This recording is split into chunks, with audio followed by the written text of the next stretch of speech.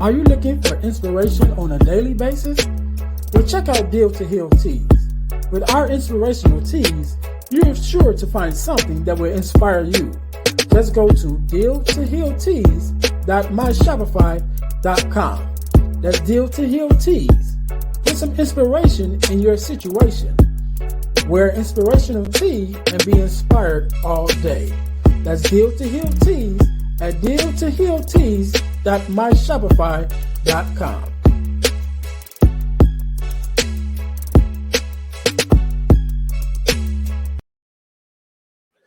Hey guys, this is Earnest James, host of the Deal to Heal with E. James podcast, and I got a question to ask you.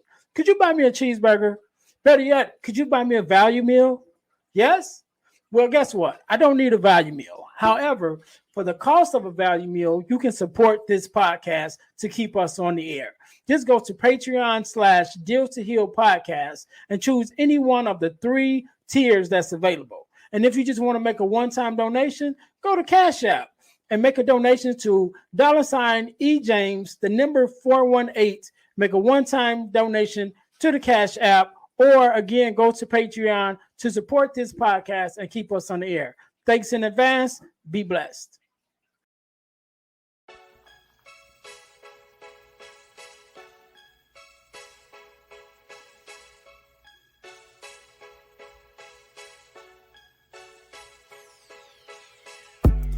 Welcome to Deal to Heal with E. James podcast. On this podcast, my guest and I will discuss topics and ways to help us to heal in every area of our lives. I believe that everyone can live a life that is happy, healthy, and whole. So I'm on a mission to help people to deal, heal, and fulfill. Deal with your problem, heal from the pain, and fulfill your purpose. Thanks for tuning in. Let's get to it. Welcome. This is the Deal to Heal with E. James podcast. I am your host, Earnest James, and I believe that everyone can and should live a life that is whole, healed, and healthy. And therefore, I'm on a mission to help people to deal, heal, and fulfill, to deal with your problems, to heal from the pain, and to fulfill your purpose. Thank you guys once again for tuning in to the Deal to Heal with E. James podcast. If you haven't already, please subscribe, like, share, to all of our social media pages, all of our podcast outlets. Please make sure that you guys follow us on our YouTube page. We're definitely trying to get our subscribers up there. But on our YouTube page, you can see all the videos and some extra things that we've done, some extra materials that we have on there on our YouTube page. So please follow us there. Also, our Facebook page, where we're able to more contact with you guys to dialogue more freely on information that we can't necessarily put inside of the podcast recording, but we can share with you with new events and things that is going on a day-to-day basis. And also our our Spotify. Follow us on Spotify or your favorite podcast audio distributors. So again, if you haven't already, listen, like, subscribe, and share to the podcast. Also, make sure you guys stay to the end. I'm going to tell you how you can win $100 from the podcast for being a super subscriber, but you got to stay to the end to get that information. However, today, just like any other day, we are blessed with a guest, Miss Francine. How are you doing today, rather? I'm doing well, and it is great to be here. All right. Thank you very much. First of all, let me say thank you for being here. Thank you for sharing your time with myself and the listeners, because you could have been doing anything else, but you're here with us, and we definitely appreciate it. So we're going to jump right in. Ms. Francine, could you start us off for, first of all, tell our listeners who you are and what it is that you do? All right. My name is Francine. I am a life coach, and I have the opportunity to be able to walk alongside people to help them on their journey of empowerment, to reach their goals, to thrive, to heal. And it is really something that I flourish in, seeing people recognize just the power of their God-given choice to grow and to heal and to thrive. Oh, that sounds good. That sounds like a lot of powerful just messaging right there in those words. I like that. I like that. So, Francine, let's go back to the beginning and kind of just give me your backstory on how you even came to join or to begin this journey of yours to becoming a life coach and helping other people. Yeah, for sure. Actually, it was, I had finished my undergraduate, a family, married, small children, homeschooler, all things. And I just felt impressed that I should go back to school for my master's degree in counseling. And so in that thought, I just kind of had this memory of myself, maybe around 12 years of age. And I would talk to kids who would ask me questions. And one time my mom asked me, she said, "What do you tell kids when they talk to you?" I said, "Well, I just tell them about Jesus." And so when I just had that thought, it was just confirmation for me to continue on with my studies in counseling, because it was something that I naturally did even as a child. And the life coach piece came in because it was like, for me, long before, being a coach was a buzzword, for me, it was being able to be an agent to coach people in their daily life, just like them being on a track. A person can have skills, but when they go to their coach, they're perfected in their abilities, their God-given abilities. And it was like, for me, it's like being at that finish line, coaching them through. As long as a person is willing to do the work, they will get to the finish line.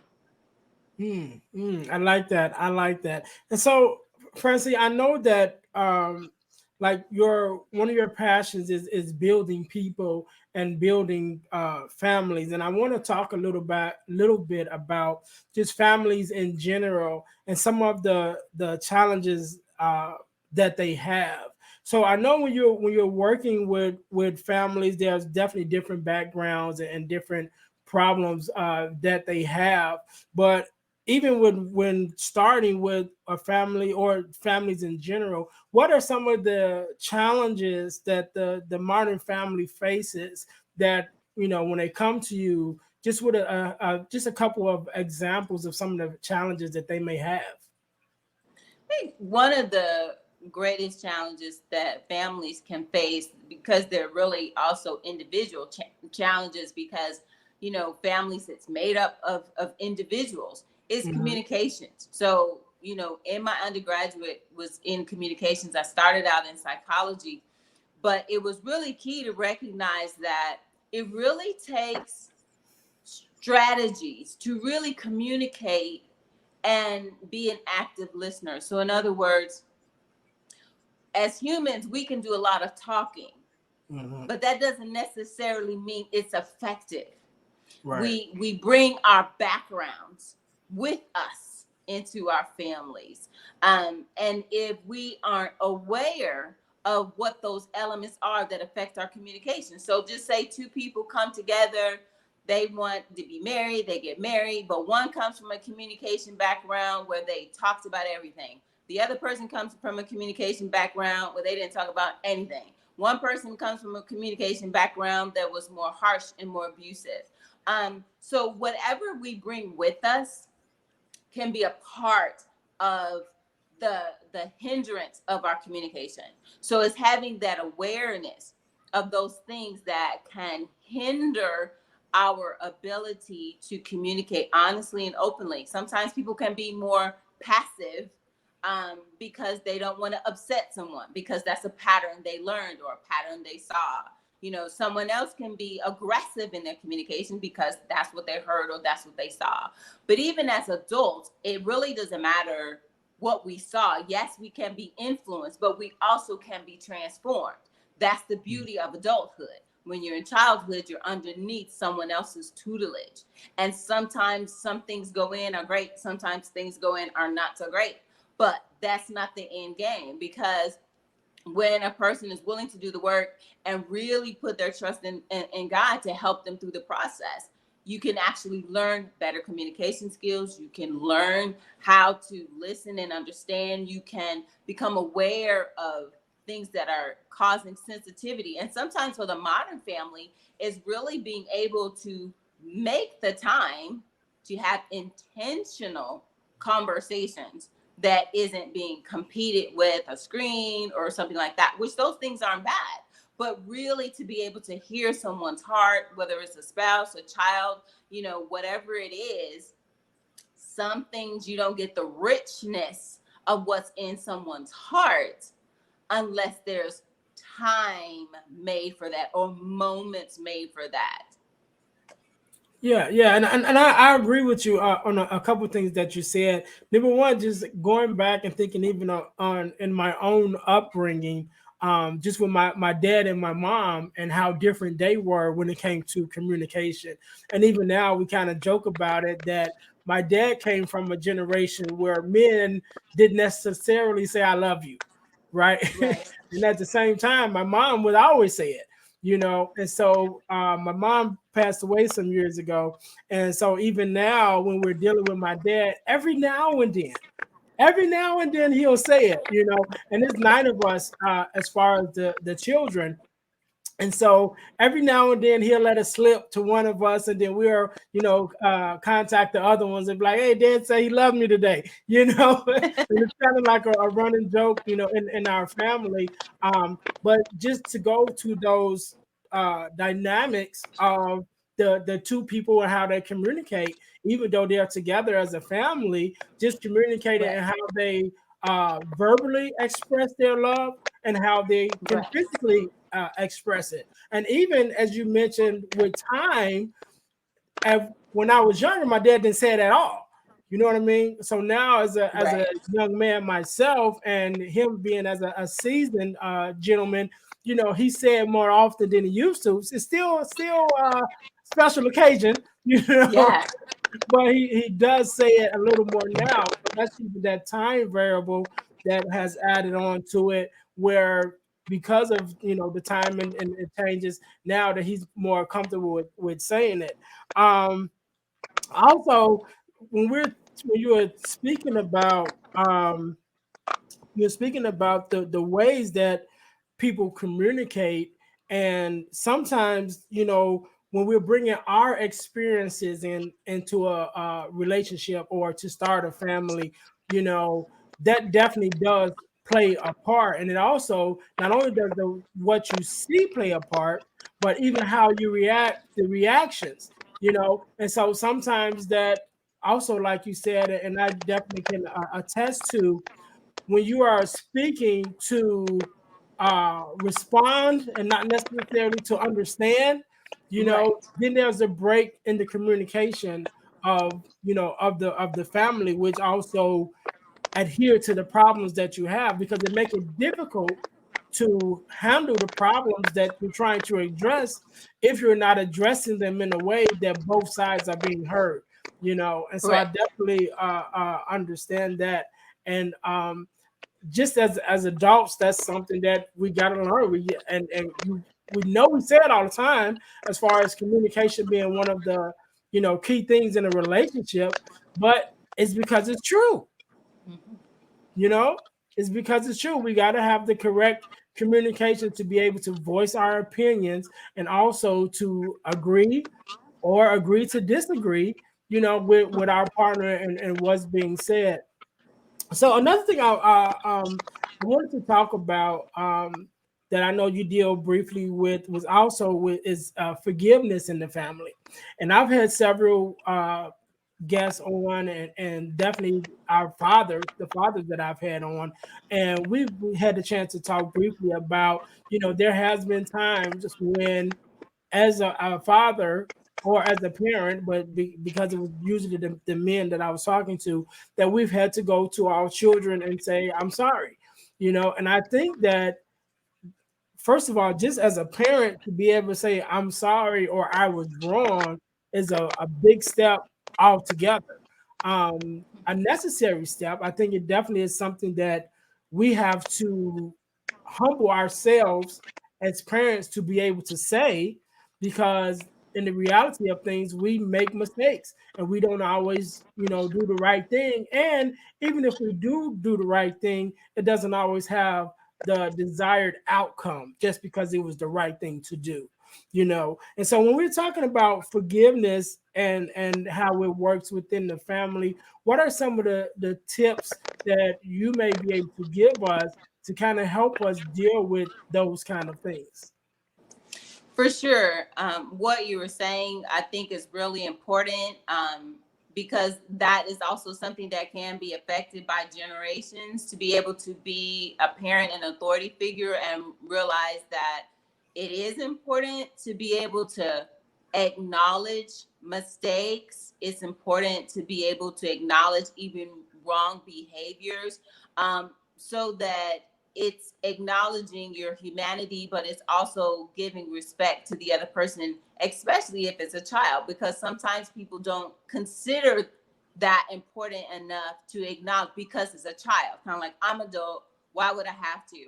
But one of the points I looked at that is you're also teaching a child how to forgive by how you live, how you model it, as well as being willing to acknowledge their mistakes, being willing to see what that really looks like, because it's one thing to talk about forgiveness, but it's another thing to model it, because it's a choice. First off, it's a choice, and it's not a feeling. So sometimes you can choose to forgive someone and don't feel the emotions that follow. You can choose to not live in bondage or in the pain or the hurt of the moment, and it becomes personal. If you're a person of faith, may look at it as like, okay, this is what the scriptures say that I should do. But even in that, it's still a surrender choice, and it does not negate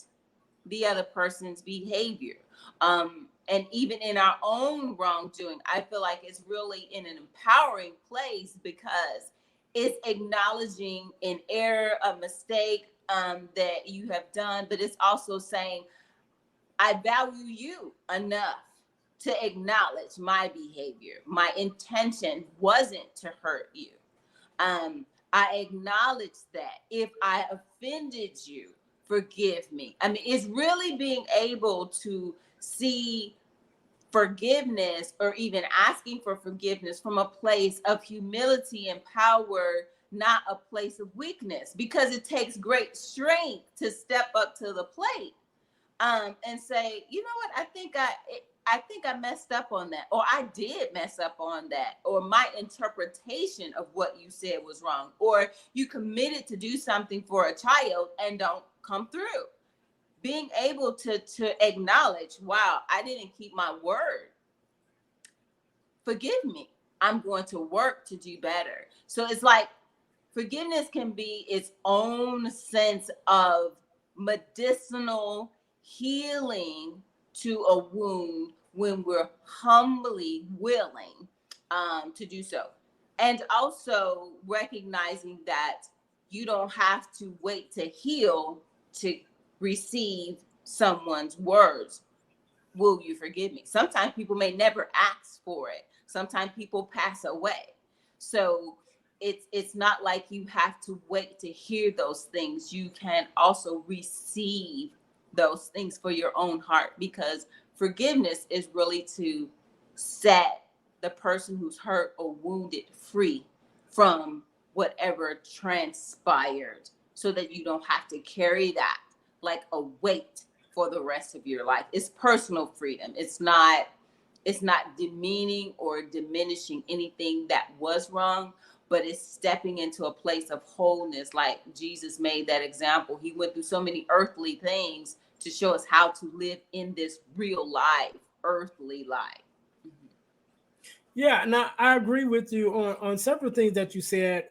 First of all, I want to go back to the beginning, and when you were talking about the asking for forgiveness, from your child, but in a way that respects the child, right? And I think that is big, because oftentimes, especially some of our families where we are raised by older generation who kind of believed, do as I say and not as I do type thing, you know what I mean? And it was like, I'm the boss more so style of parenting, which, was what it was, but now I think that, as we learn better, we do better, and so now it's kind of a place where we are now where it's okay to be able to have a discussion, with your child, to be able to come back and say, I was wrong for something that I said, I was wrong for something that I did, and to do it in a way that, again, it shows an example of respect, and it shows an example of forgiveness, because your child is not always going to be, they're always going to be your child, but they're not always going to be a child, and so because they're not always going to be a child, you have to start teaching them how to be able to act and react as adults. And to be able to, one of the main things to be able to react as an adult is to be able to say, I'm sorry, is to be able to rectify the wrong in which you have done, whether it be verbally or physically.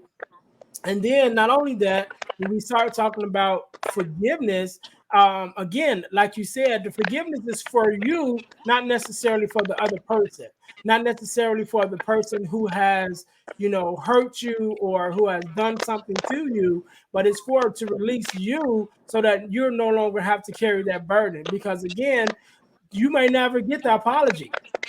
You may never get the I'm sorry. May never get, that person. And even sometimes if you do get the apology, you may not feel that it's genuine, but you have to be in a place where you can openly say, I forgive you, whether you deserve it or not, whether that other person deserves it or not, because I deserve it. I deserve to be able to go on with my life with a clear head and a clear mind and not carry the burdens of unforgiveness.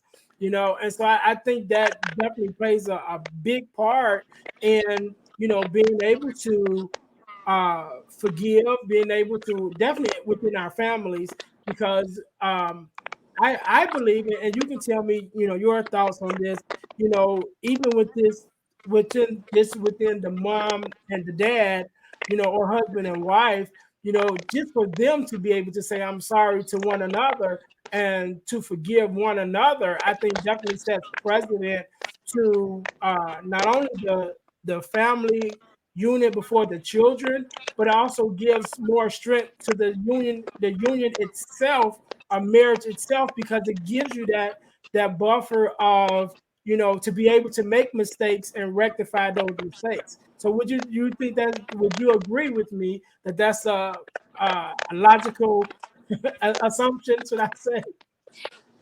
Yes, absolutely, because it's also modeling conflict resolution. So that when children see that example between their parents or even spouses, and they're able to see them resolve a conflict and ask one another forgiveness, or they know there's a problem, but then they see them work through it or get together and reconcile in a peaceful manner.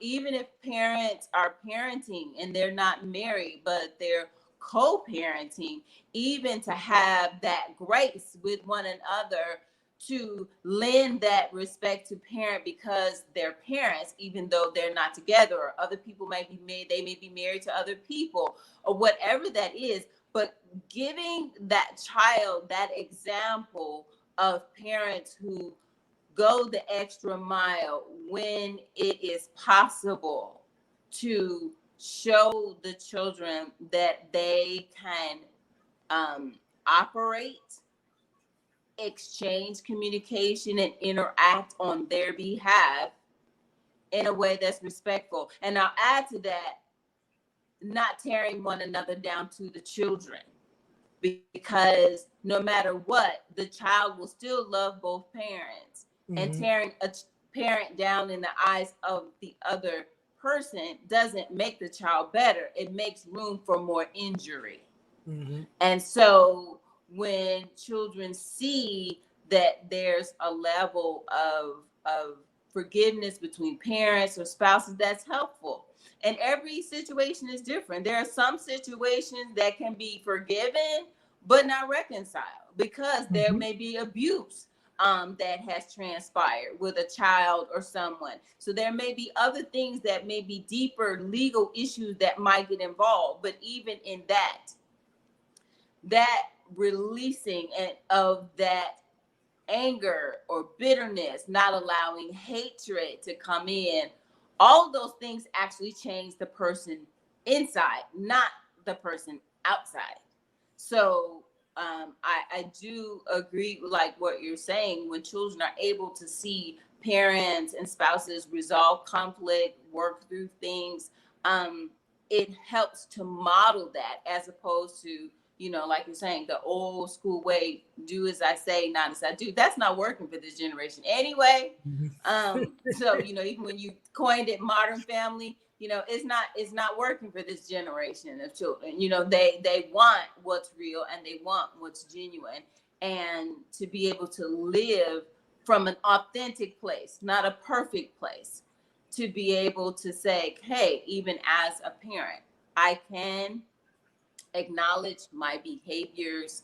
I can agree that we may not agree or see something the same way. But again, you can do all those things and still respect another person, because that's where respect of self comes through us to someone else. Because sometimes even a lack of self-respect can infiltrate communication, because it appears that a person cares for themselves, but you can tell whether they care for themselves by how they treat other people. And that's a whole nother thing. But, you know, but so yes, I think your point is a good point. Well, I'm listening to what you were saying, and one of the words that I'm hearing in my mind is integrity, right? The integrity of the both people or all people that's involved. Because I remember, you know, one of the things that you said earlier is even like when you make a promise to a child that you're not able to come through on, you know, and that's where that integrity comes in, to be able to say, I know I said I was going to do something and I didn't do it. Well, I'm sorry, you know, I'm sorry, and make amends. And then being able to have the integrity enough to be a man or woman of your word. And even if that word is wrong, to be man or woman enough to admit that it's wrong, and taking accountability for your words, taking accountability for your actions, taking accountability of the effects of your words and actions, and how they affect the other members of your family, especially your children. And, you know, one of the things that you said about, especially if you're co-parenting, to not tear down the other parent in front of the children. And I always say that every child knows that they are the product of two people. And so they are made up of both of those people. So when you downplay or down talk or you know, speak down on one of those two people, then part of that child is saying, well, you're saying part of me is no good. You know, whatever you're saying about, you know, my dad, whatever you're saying about my mom, that's part of me. So you're making me feel like part of me is not any good, or is less than, you know. And so that's why, that's one of the reasons why we definitely have to get to a place where we're able to communicate, and no matter what's going on within the parents, you know, that we don't communicate that to the child, because whatever is going on in the adult realm of your household should not be able to have an effect on your children. It will affect your children, but it should not be a direct effect because of your relationship. It should be a reflection of, you know, whatever that's happening as a result within the household. But sometimes we go through separations, sometimes we go through divorces and things like that. So the result definitely will affect the child, but it should be an after result. It should not be the result of your arguing and your, you know, whatever that's going on between the two of you should definitely be between the two of you. And one of the things that I know that plays a big part in our families, and you mentioned a little bit, you hinted on it earlier, is our faith. And I think that our faith is definitely one of the most important things within the family structure, because it gives you the foundation on which, to build your family on. And I think that, that's why we have a lot of issues in some of our modern families, because a lot of people are coming into relationships and family structures with different faiths or no faith at all. And so one person has, a foundation or a weak foundation. One person may have a strong foundation or no foundation at all, in which they're trying to build this family structure on. And therefore, because there's no faith to try to kind of tie it in together, is like you're building on sand. So what would be some of the teachings or advice you may give to someone who's beginning their family and starting with their faith, and how important do you think faith is to the family structure? For sure. I mean, I feel like faith first individually is really important, especially if you're thinking about going into a relationship. So you look at it like this. If a person sees their relationship in their faith with Christ as what it is, a relationship with God through Christ. So it's a personal relationship, it's a connection. So if you see that relationship as a connection that goes with you, it's a lifestyle, it's a culture, it's a development. And then if you're trying to merge your life with someone else who may have another faith model, another religious culture mode, well, if that is important to those two individuals, and then you're trying to merge someone that has a different belief than your faith, then you're starting off with two people in relationships with different people spiritually while you're trying to come together. So it's important to be able to acknowledge where your faith life is. It's like, is this a lifestyle for me? Is this personal for me? Is this something that I want to be a part of my life and the raising of my children? Because then when you talk about raising children, if you're going to model your faith through Christ and scripture, then the Bible says train them up in the way they should go. But if the other person, the other parent is like, nope, that's not what I'm going to do. So it's like, how are you going to walk out that portion of faith in so many ways if the other person has a totally different way of looking at the world? And who we are, it comes with us in relationship. And being able to realize that if your life is grounded in faith and you want to continue to live a life of faith, having someone to partner with that faith actually can build and cause growth and strength, as opposed to someone who doesn't, that can cause tension. Doesn't make the other person a bad person. It's just that it's a completely different way of navigating the world, navigating your spirit, navigating day-to-day decisions that can now all of a sudden become a point of contention and conflict that the person they didn't have when they were alone. Because when you come together with someone, everything now is overlapping, connecting, from faith to food to habits to lifestyle, and all those things have to be considered. So it's like, if we're going to build our families in faith, it's valuing having that intimacy with God. It's valuing the person of God in that relationship. It's not like, somebody go visit. Like for me, that was like a charge in my heart. Don't make me somebody they visit on Sundays and Wednesdays. So don't make me a church kind of guy that you only teach your kids about me, or they only know about me from what they hear at church. And even going through experience just like COVID, and church was like locked down. It's like our lives, building and leading our families, is not about going to church. That's a part of it, but it's our lifestyle of cultivating relationship and faith and living, as you were saying, integrity.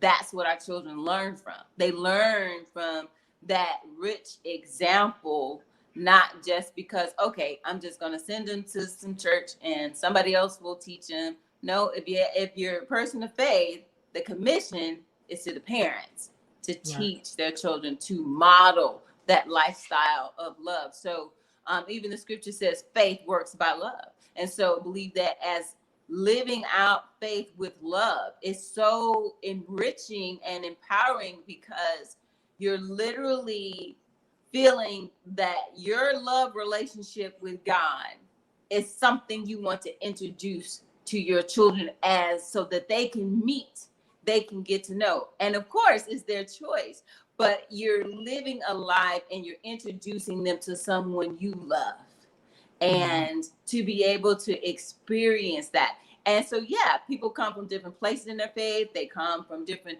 areas of growth and all the things. But ultimately, to be on a trajectory of growing in faith, just like a beautiful plant.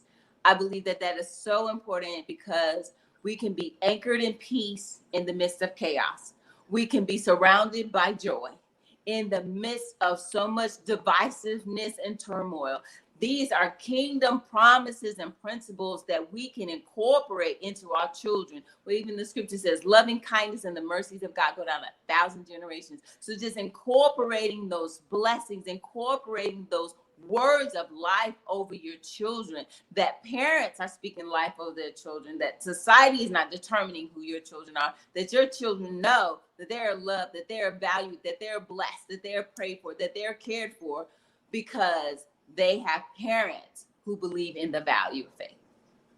Yes, and I think that one of the things that we as a faith community have to definitely realize and keep at the forefront of our mind, that even when we think about faith or think about church, is that we are the church, not the building, but we ourselves are the church. So even in the midst of COVID, when the building was shut down, church was still going forward, because it was still going on within us as the people who make up the actual church, right? So we are the church. And so when we have that understanding, and when we walk in that as the church, then it's easy for us to teach that to our children, because again, it is part of who we are. It's part of our lifestyle. It's part of our relationship with our Creator, and not just, where we're going to learn at this place on Sunday, and then the rest of the week we do whatever we want to do. And then another thing that I think about is, even when you come from different faiths, or different strengths in your faith, as when you come together as a unit, there are some, conversations that have to be had, and some adjustments needed to be made in order to still maintain a healthy family. And so even in my own life, my mom and my dad grew up together, so they had known each other their whole life. And so when they got married, my dad has never really been a church guy. He goes to church occasionally when my mom would ask him to or whatever, but he's never really been a church guy. My mom, on the other hand, was all in always, and went from, being a regular member to being a minister to being a pastor, of a church. And yet you're married to a guy who was like,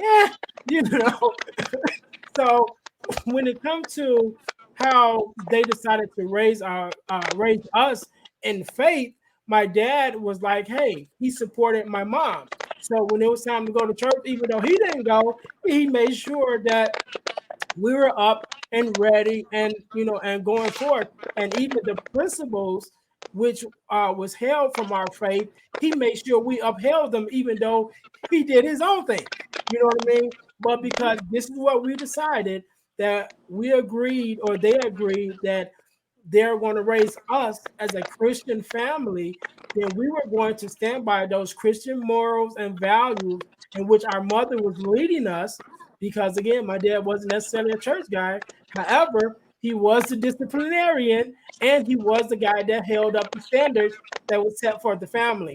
And so when my mom set us up in faith to say, hey, this is what we believe, this is how we're going to react, this is how we're going to carry ourselves, my dad was right behind her, in agreement with her, and said, yes, I agree, this is how it's going to be done in our family. And so even with those different aspects of the family, I do think it can be done, but it definitely has to be some conversations that need to be had, and just some I can't think of the word that I want to say, but just some things that has to be adjustments that have to be made to make it work, within the family. Um, so Francine, I thank you for being on. I thank you for being on. I want you to tell us a little bit more because I know you have your life coach your program, and so I want you to tell us a little bit more about your program and what you do with that to help the people that come to you, and then we'll go a little farther. So tell us a little bit more about your coaching program. Okay. Well, part of my program is to be able to help people decipher and to get to what's important for them. One of the things that I found important is self-love and living emotionally healthy, because some of the things that I began to recognize was that some of the behaviors that hinder people from walking and being their best was not recognizing that their behaviors weren't reflecting really that self-love, that loving themselves, because sometimes we think that that's a given, but sometimes the behaviors can reflect that no, it's not receiving that kind of self-love and self-respect that God initially wants us to have. And that can shift for different people for different reasons. So part of the program is to be able to really help to stir self-love and help people to walk into that. What does that look like? Helping people to be able to live emotionally healthy. It's like there's so many people really dealing with the battle in the mind. And truthfully, that's really where it is.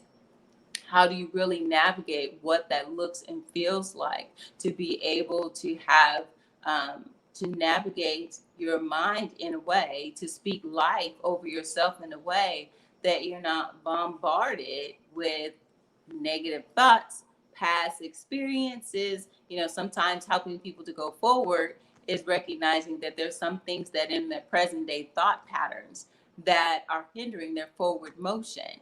And so being able to walk with people to help them to acknowledge those things so that they can really sit comfortably in that driver's seat to walk in the purpose, because everybody has one. They're all different, but everybody has one. If you're alive and breathing, you were born with a purpose, and the purpose is within and to be discovered. So I often ask people what were their interests when they were children, what are things they like to do, because a lot of times those are just signposts of who we're supposed to be. Sometimes people are directed in a different direction when they're children, so they squash their real unique self.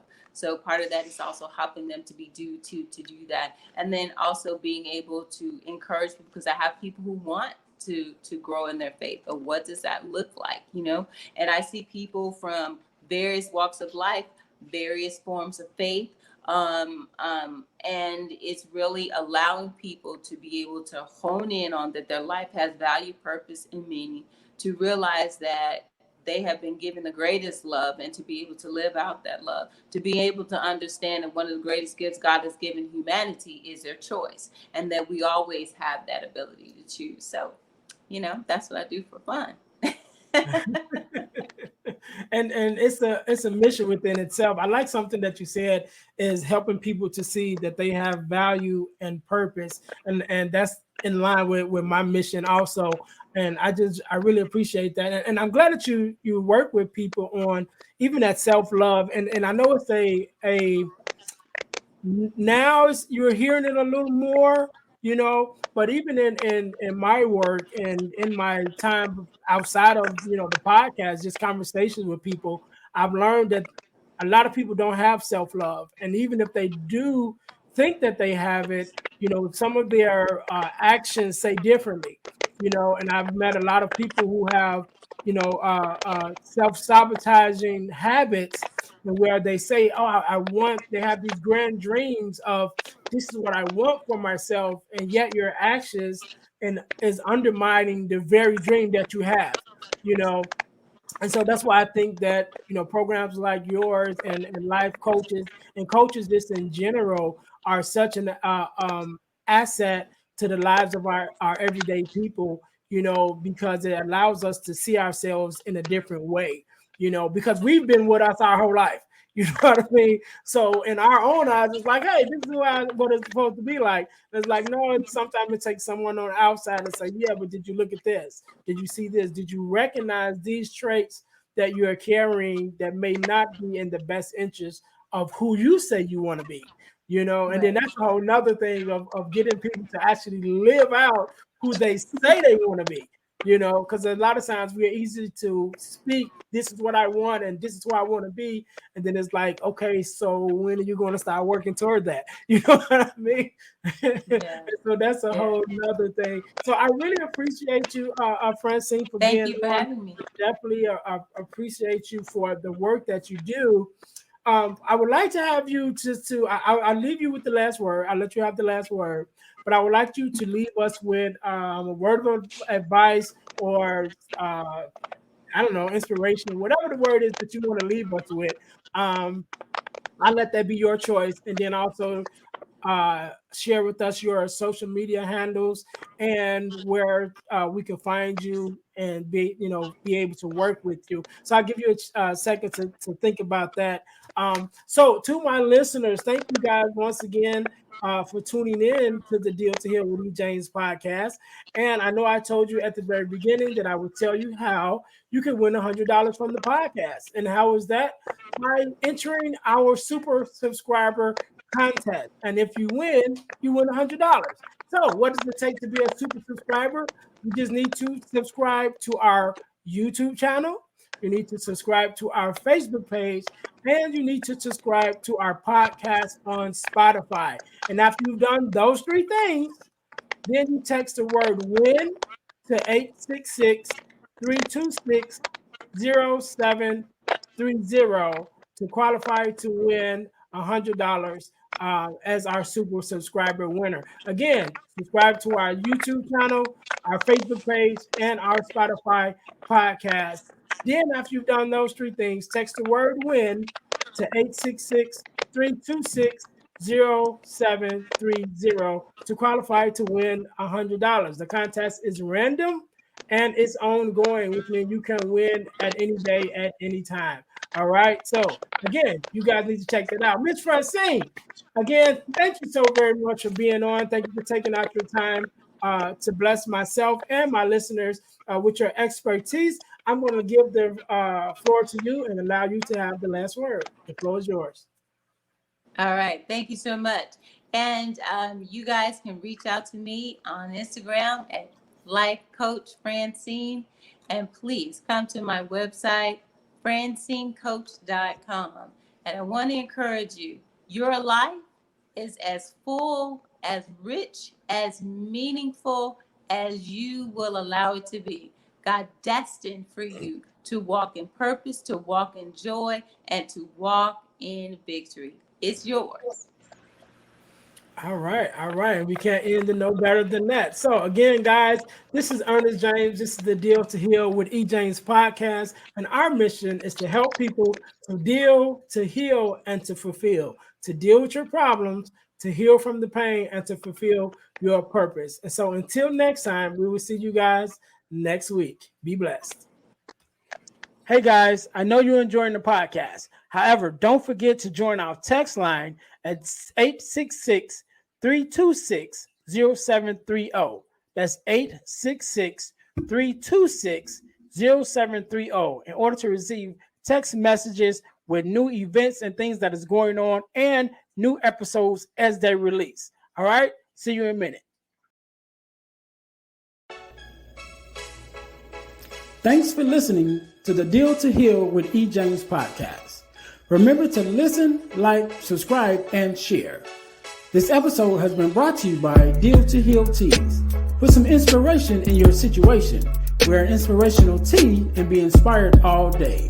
Let's go to dealtohealteas.myshopify.com. Remember, our mission is to help you to deal, heal, and fulfill. Deal with your problem, heal from the pain, and fulfill your purpose. Thanks for listening.